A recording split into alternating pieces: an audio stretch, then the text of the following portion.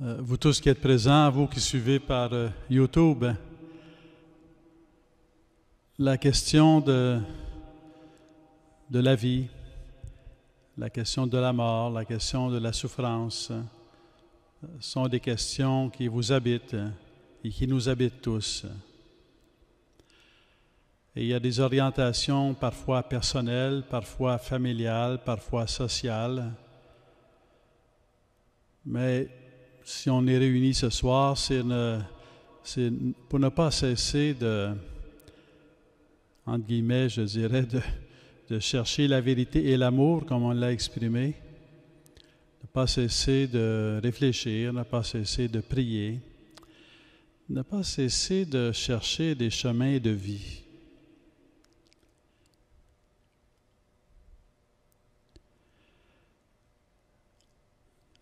Aider à mourir ou aider à vivre? Que voulons-nous faire? Chaque vie humaine, dans sa dignité, quelle que soit sa fragilité ou sa faiblesse, est au confluent entre la famille et Dieu. La vie naît, la vie d'un être humain.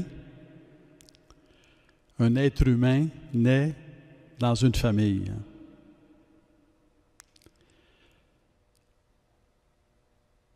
Un être humain est accompagné tout au long de sa vie par une famille. La famille de sa naissance, la famille qui l'a adopté, la famille qui l'a fondé. Tout être humain est un être familial, quelles que soient les fragilités ou les forces de la famille.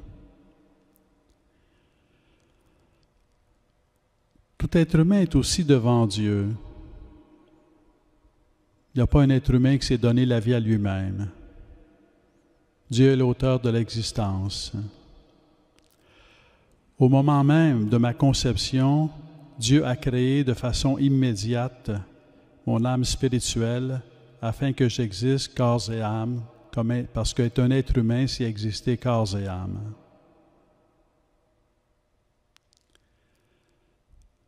Alors, dans ce contexte, qu'est-ce que ça veut dire, entre guillemets, aide médicale à mourir, euthanasie, suicide assisté? Ou qu'est-ce que ça pourrait vouloir dire? Aider à vivre. Spontanément, si on regarde, on commence par la famille. Que veut faire la famille? En vue de quoi la famille existe-t-elle ou est-elle faite? Elle est faite pour donner la vie et pour prendre soin de la vie. C'est la vocation de la famille. Elle est faite pour communiquer l'amour et prendre soin de l'amour. C'est la vocation de la famille. Alors, quand on arrive à un point où ce que l'on fait, c'est devancer la mort,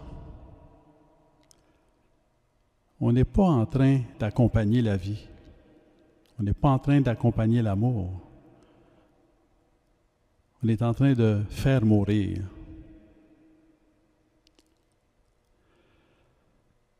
L'aide médicale à mourir est un acte contre la famille, contre la vocation de la famille.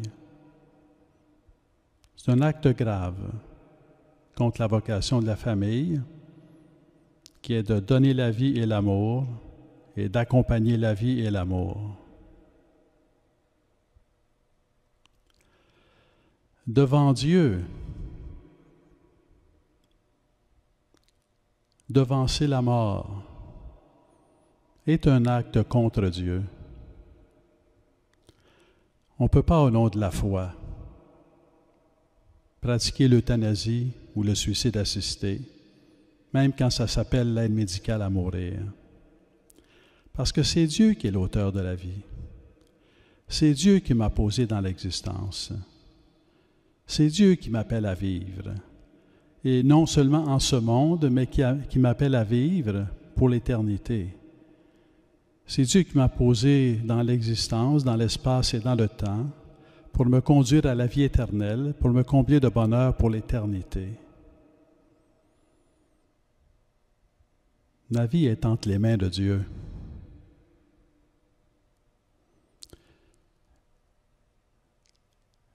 L'aide médicale à mourir est une attaque à la famille, contre la famille, et c'est une attaque contre Dieu. On arrive à la question de la souffrance. La réponse de Dieu à la souffrance, ce n'est pas une explication philosophique. La réponse de Dieu à la souffrance, ce n'est pas de donner la mort. La réponse de Dieu à la souffrance, c'est de nous donner son Fils. La réponse de Dieu à la souffrance, c'est Jésus-Christ crucifié et ressuscité. Crucifié et ressuscité.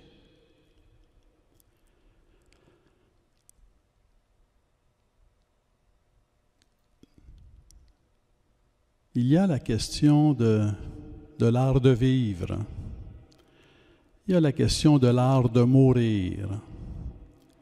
Il y a la question de l'espérance et de la souffrance. Et tout ça est en interaction. Qu'est-ce que c'est vivre? Quel est mon horizon sur la vie? Est-ce que vivre, c'est consommer? C'est aussi consommer, mais est-ce que c'est surtout consommer? Est-ce que vivre, c'est aimer? C'est beaucoup aimer. Être vivre, si on regarde Jésus, c'est apprendre à aimer jusqu'à l'extrême de l'amour, en servant et en donnant sa vie pour l'autre, pour les autres, en offrant sa vie à Dieu. L'art de vivre, c'est l'art d'aimer. Et la question devient non pas tellement par quelle souffrance suis-je frappé, de quelle souffrance suis-je affligé, mais qu'est-ce que je suis en train de devenir à travers ma souffrance? C'est ça l'enjeu. À travers la souffrance de la solitude, à travers la souffrance de la maladie, à travers la souffrance d'un accident, à travers la souffrance de voir la fin de mes jours approcher, qu'est-ce que je suis en train de devenir? Si je reste collé à ma vocation à l'amour,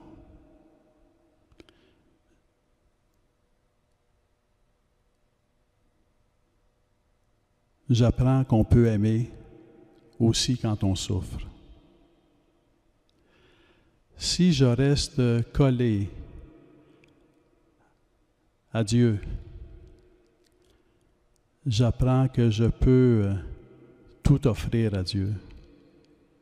Ma vie et mes souffrances et ma mort.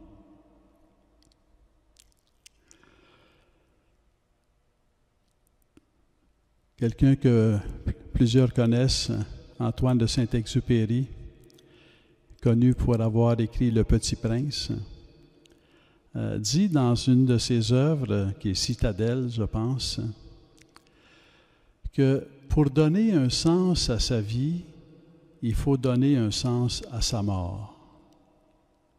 C'est le jour où j'ai trouvé une raison de donner ma vie que j'ai trouvé le sens de ma vie. Et la grande raison de donner sa vie, c'est l'amour. Il n'y en a pas de plus grande. De sorte que ça devient la plus grande raison de vivre.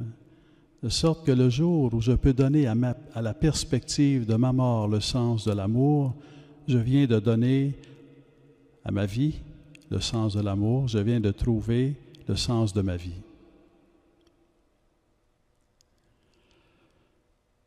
Le moment le plus important de chaque vie humaine, ce n'est pas ce qui se passe avant la mort. C'est la mort. C'est le moment de la mort. C'est le moment le plus important de toute vie humaine. Parce que dans la vie, il faut faire des choses pour soi. On veut aimer, mais il faut quand même s'aimer aussi un peu. Il faut prendre soin de soi pour avoir des forces pour aimer. Si on veut aimer toutes ses forces, il faut avoir des forces. Ça m'a toujours étonné, dans le sens de trouver cela grandiose, que le moment le plus important de la vie de Jésus-Christ, c'est quand il meurt sur la croix. Ce qui est arrivé avant est important. Les messages, les guérisons, l'amitié, c'est important. Mais le jour où il meurt sur la croix, il donne tout, sans retour. Et il a quelqu'un à qui donner. Il a son Père à qui donner. Et il a nous à qui donner. Il meurt en priant et en aimant. Il meurt en priant, en s'offrant à son Père. Entre tes mains, je remets mon esprit. Il met en nous aimant, Père pardonneur, car ils ne savent ce qu'ils font. Et c'est ainsi qu'il nous indique le chemin. Mais on comprend que ce chemin, si c'est un chemin sur lequel on est appelé à marcher au moment même de notre mort, que finalement, ce qui nous y prépare, c'est d'en faire aussi le chemin de notre vie.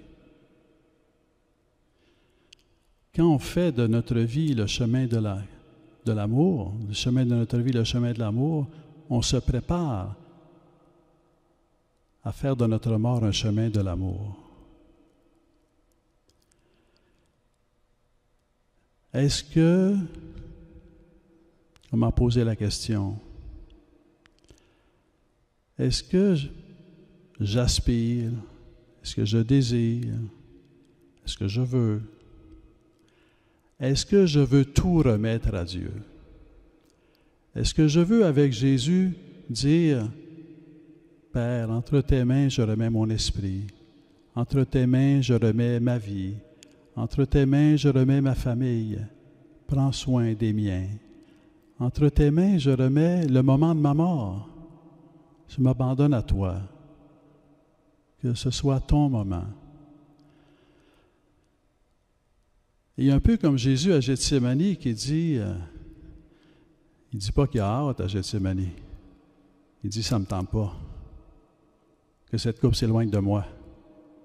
Mais que ta volonté soit faite et non la mienne. Est-ce que ça ne pourrait pas être le modèle de notre prière? Seigneur, j'ai peur, mais que ta volonté soit faite et non la mienne. Seigneur, j'ai peur pour moi, qui suis malade, qui n'en peut plus, qui ne sait plus quoi demander, qui ne sait plus quoi penser, qui ne sait plus quoi faire, quoi dire, mais que ta volonté soit faite et non la mienne. Seigneur, j'ai peur pour mon père, ma mère, qui est en train de mourir, qui souffre. Je me mets à penser, à souhaiter, malgré moi, que je me dis que ça serait mieux qu'ils meurent maintenant, comme ça abrégerait les souffrances. Je me mets à avoir peur de leurs souffrances. Je me mets à avoir peur de les voir souffrir. J'ai peur, mais que ta volonté soit faite et non la mienne. Et quelle est cette volonté de Dieu? Cette volonté de Dieu, c'est son amour. Cette volonté de Dieu, c'est son salut. Cette volonté de Dieu, c'est la puissance de son amour. De nous conduire à tout donner. De nous apprendre à aimer. L'art de vivre et l'art de mourir et l'art d'aimer, c'est la même chose. C'est apprendre à aimer tout au long de notre vie. Apprendre à prendre soin de l'autre, en commençant dans ma famille. Apprendre à me donner, à tout donner, à servir, sans recul, sans retour, une fois pour toutes. Parce que je sais à qui je donne ma vie. Je la donne à Jésus-Christ, qui a donné sa vie pour moi. Si j'étais seul, avec mes seules forces, comment trouver la force? Mais je ne suis pas seul. Parce qu'il y a quelque chose que pire de la souffrance, c'est de ne pas savoir pourquoi on souffre. C'est 10 fois pire que la souffrance. Jésus à Gethsémani, il sait pourquoi il souffre. Et il dit oui, que ta volonté soit faite et non la mienne. Mais sur la croix, il ne sait plus pourquoi il souffre. Pourquoi m'as-tu abandonné? Il a l'impression d'être abandonné par le Père. Et ça décuple sa souffrance. Exposant 10, ça devient une souffrance infinie, limitée, insupportable. Et pourtant, ce n'est pas ça sa dernière parole. Sa dernière parole, c'est entre tes mains, je remets mon esprit. Le défi d'aimer, d'accompagner la vie jusqu'au bout, d'aider à vivre jusqu'au bout. C'est un défi quotidien, c'est un défi dans nos familles, c'est un défi dans la société. Mais relever ce défi, je dirais, c'est dire que ça vaut la peine de vivre. Relever ce défi, c'est dire ça vaut la peine d'aimer.